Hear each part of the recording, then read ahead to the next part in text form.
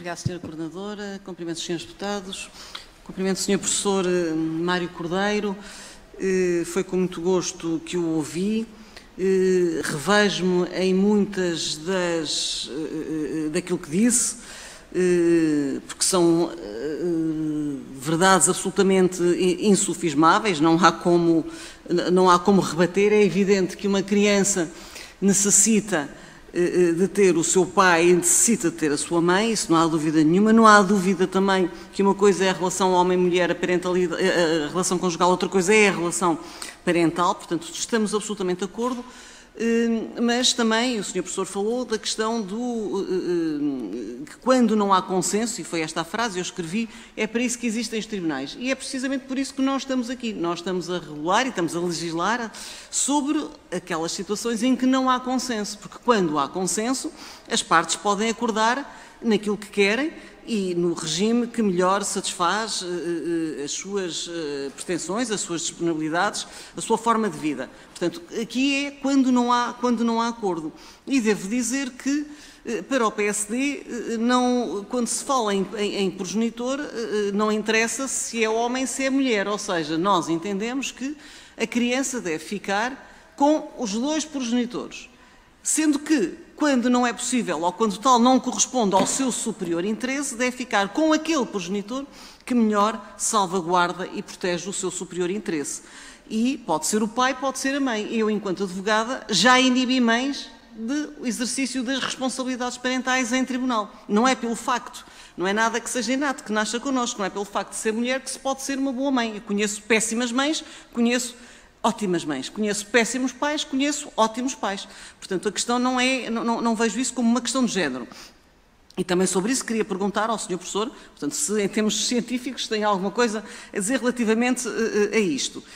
Falou também que e tomei atenção ao que disse, que quando há progenitores que aproveitam, progenitores, sejam homens, sejam mulheres, que aproveitam a separação do casal para se separarem também dos seus filhos. E nessa situação, portanto, que insistir que seria perigoso. Tivemos recentemente, tivemos agora conhecimento, penso que ontem ou anteontem, de uma situação dramática de um pai que terá tentado, e com respeito pela presunção de inocência, mas que terá tentado afogar um bebé com 2 anos e que foi impedido pelo meio-irmão da criança, e era um pai que já estava sinalizado e já estava com medida de coação relativamente à violência doméstica. Portanto, não tem uma ligação afetiva, não tem uma questão de vinculação afetiva. Portanto, eu quero perguntar ao Sr. Professor o que é que nos diz sobre a questão da vinculação afetiva, porque muitas vezes sabemos que os estereótipos, mas que existem, não é? São a realidade muitas vezes repetida, dos padrões ainda em muitos casamentos ou relações de união de facto, ou o que quer que seja, portanto, mas que geraram aquela criança, muitas vezes ainda são as mulheres que desempenham as tarefas mais de cuidadoras relativamente às crianças. E, portanto, coloco aqui a questão de qual o impacto, e o Sr. Professor, enquanto pediatra, poder-nos dizer isto, qual o impacto para uma criança que não está habituada a ser cuidada por um dos progenitores, e aqui não me interessa se é o pai, se é a mãe, por um dos progenitores, de repente, havendo uma cisão no casal, passa a ser criada e passa a ficar aos cuidados em permanência ou com o maior período de tempo daquele progenitor, daquela pessoa com quem não tem uma especial vinculação afetiva e com a qual não está habituada. Pergunto-lhe também, e não há dúvida que as crianças têm direito a ter os seus pais e as suas mães sempre.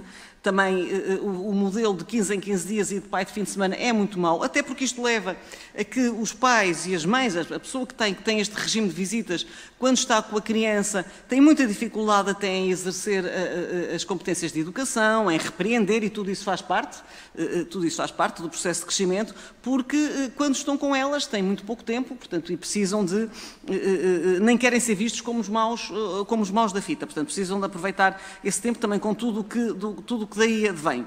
Mas queria perguntar-lhe também o que é que nos tem a dizer quando um dos progenitores não tem as competências parentais para o seu exercício.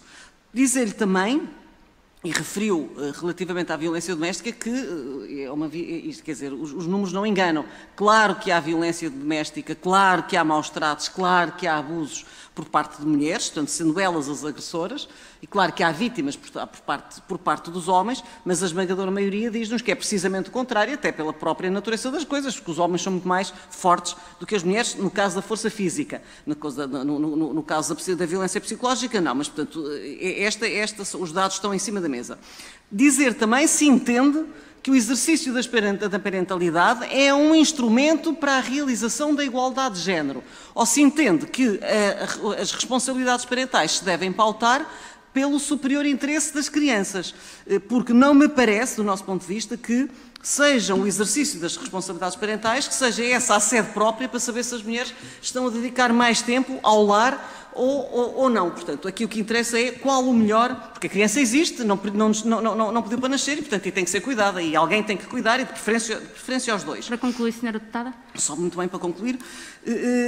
Por último, para perguntar se o Sr. Professor, não obstante nos ter já referido que tem sido perito em tribunal, portanto tem sido, não sei se nomeado como perito pelos tribunais, se tem sido escolhido perito por uma das partes, portanto, e também gostava que explicasse em que regime é que está a exercer as perícias. Mas se conhece a tramitação processual dos tribunais, ou seja, que numa conferência, numa fixação provisória das responsabilidades parentais, o Tribunal, sem ter quaisquer elementos para fixar um regime, vai ter que fixar provisoriamente e, se é perito, saberá que estas fixações provisórias podem demorar anos, portanto, e a criança está a viver naquele regime. Por último, Sr. Presidente... Mesmo já ultrapassou largamente... Só para lhe dizer que, portanto, não sei se conhece o projeto, a proposta de lei do PSD, o PSD entende que a criança deve ficar, independentemente de acordo, com os progenitores